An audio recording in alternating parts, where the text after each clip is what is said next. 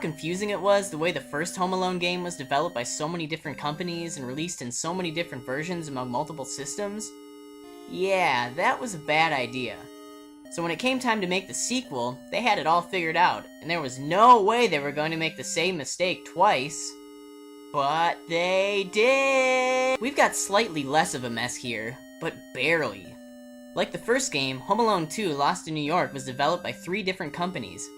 However, it ultimately was released on fewer systems: the NES, Super Nintendo, Game Boy, MS-DOS, and Sega only decided to put it on the Genesis, to the disappointment of Sega owners worldwide. All versions operate on mostly the same principle.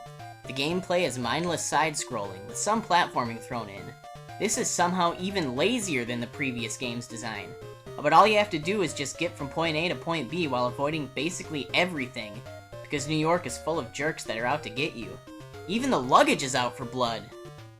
Imagineering, the developer responsible for the Nintendo versions, smartly decided to keep the gameplay mostly similar among all the platforms. Well, I say it was smart, but it was probably a lazy attempt to save development time. Because as we all know, rushed movie-licensed video games generally turn out quite well. But enough about the gameplay, I'm here to talk about the music. Is it any better than the game? Well, it'd almost have to be, now wouldn't it?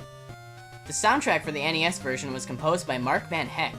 Some of his more notable NES credits include A Boy and His Blob, The Simpsons, Bart vs. the Space Mutants and Bart vs. the World, Ghostbusters 2, and Barbie. Oy vey.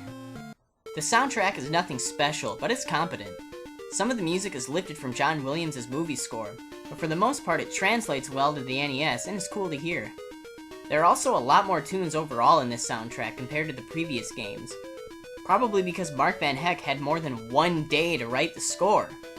There are actually some pretty intense moments in this game's music.